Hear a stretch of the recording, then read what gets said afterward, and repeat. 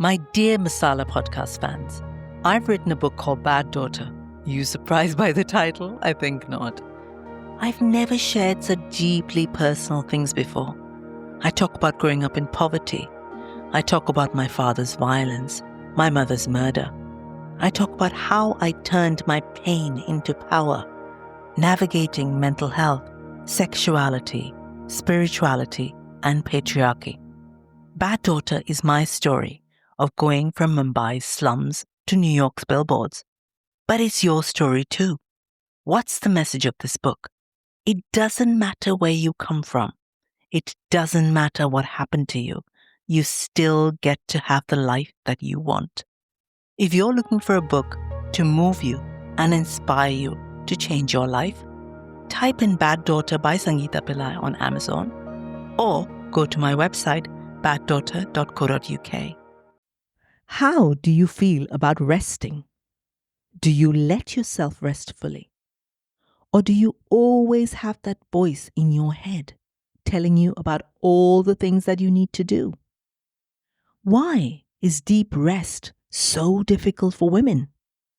In this episode, I talk about going away to a Greek island to rest, but not being fully able to, and the things that I learned about resting on this trip. I hope you enjoy this episode.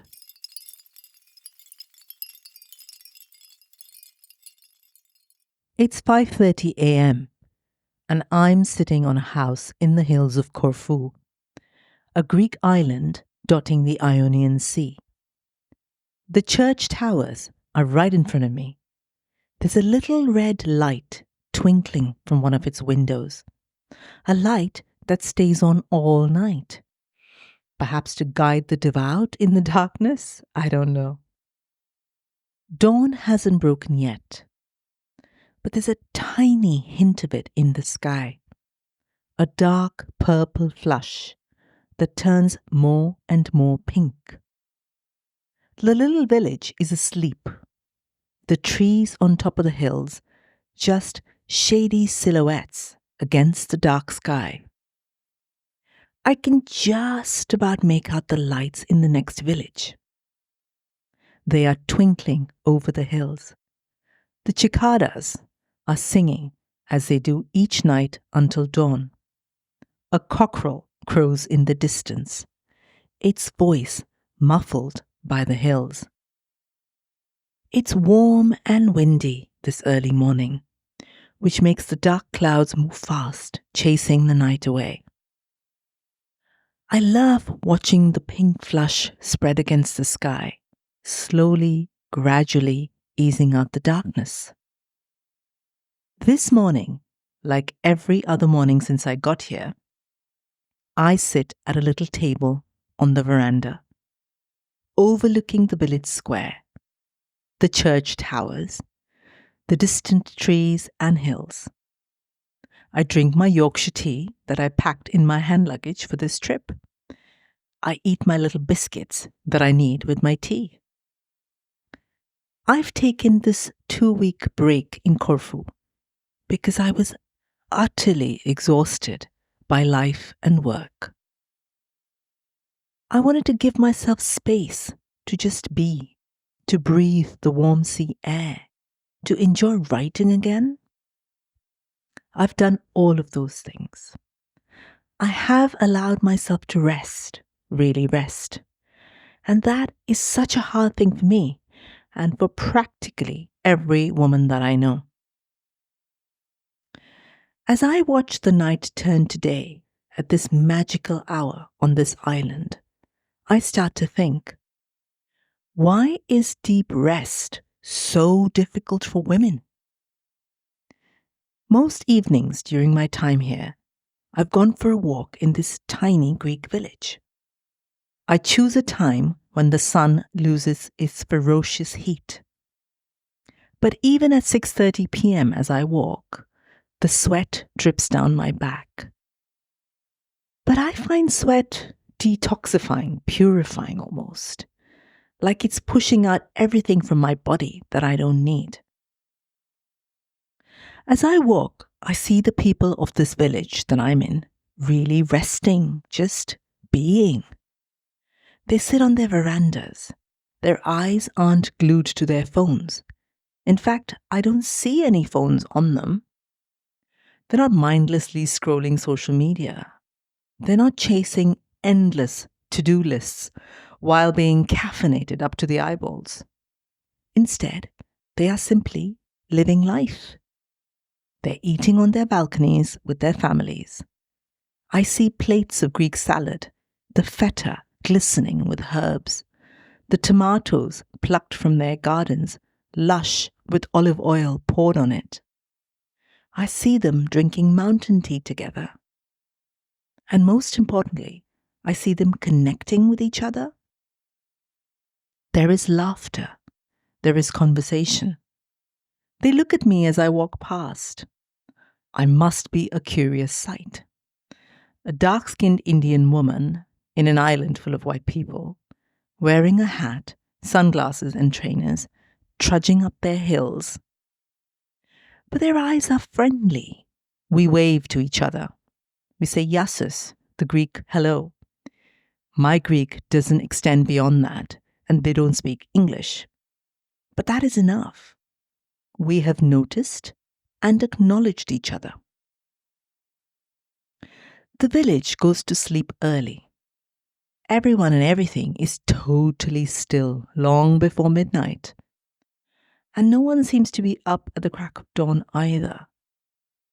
In this place, they obviously know how to rest. I'm not saying that we should all give up our busy lives, our devices, and move to tiny Greek islands. But I'm saying that we have lost the essential art of just resting. And when I say we, that includes me too.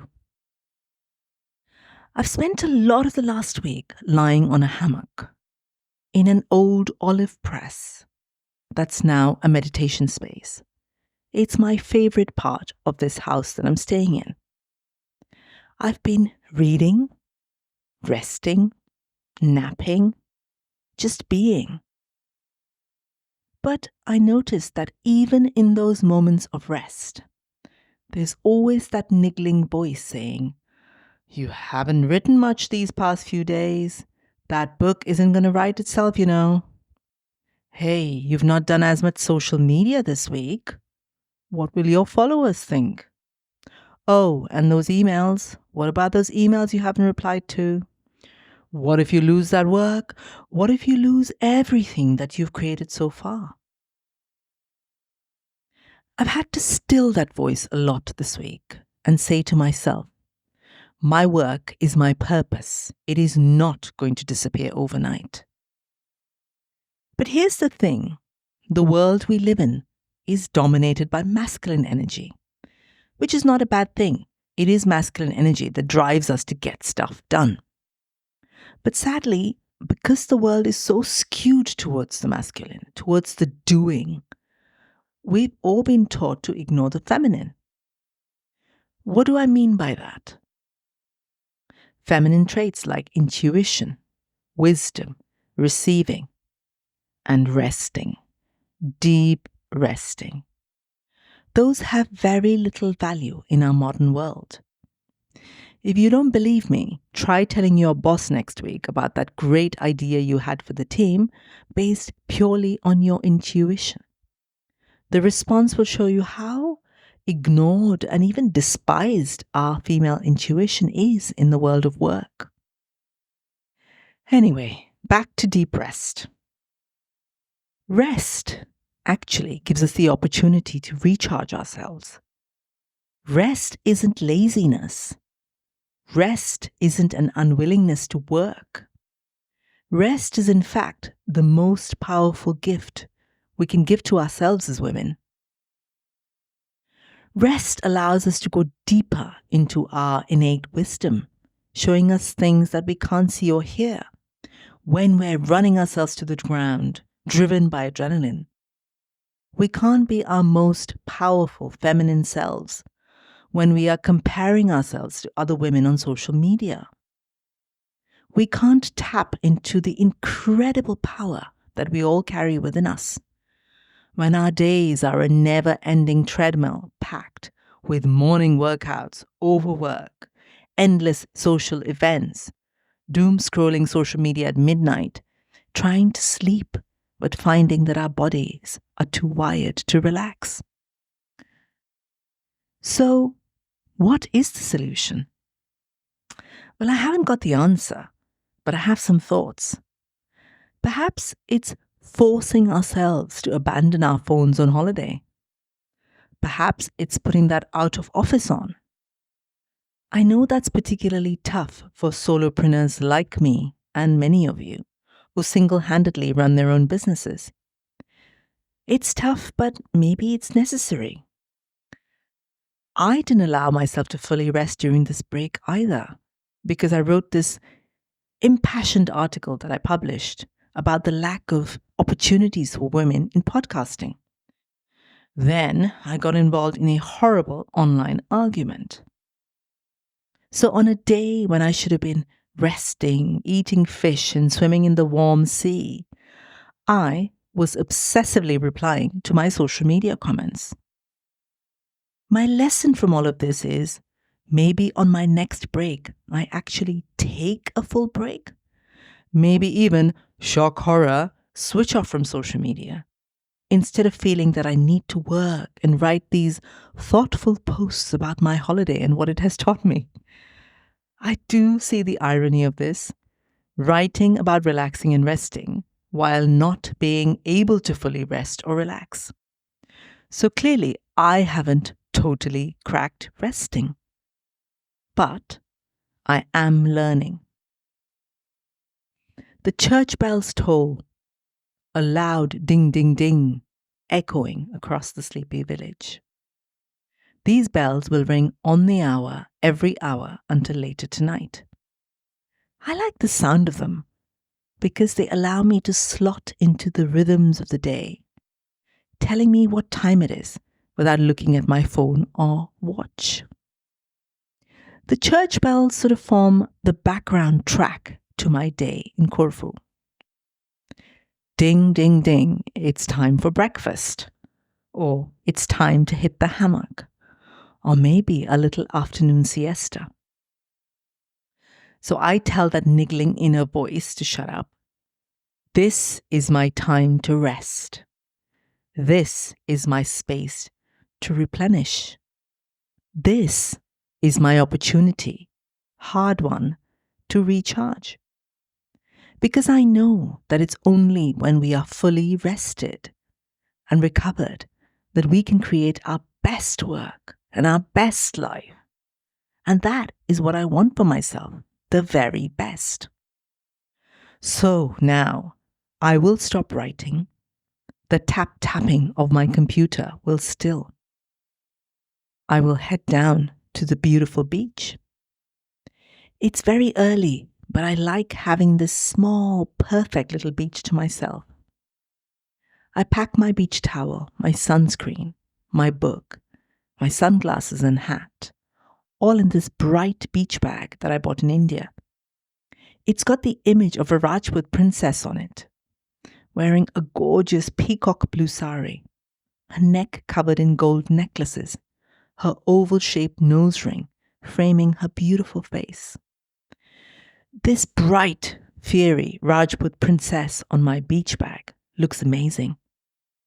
She looks like she rules the world. She looks like she isn't worrying about finishing her to-do list or posting stuff on social media. This is who I will be today, this proud Rajput princess, except I'll be on a beach on a little Greek island. I channel her and I head down to the warm sea that's waiting for me. My day of rest and relaxation is calling me.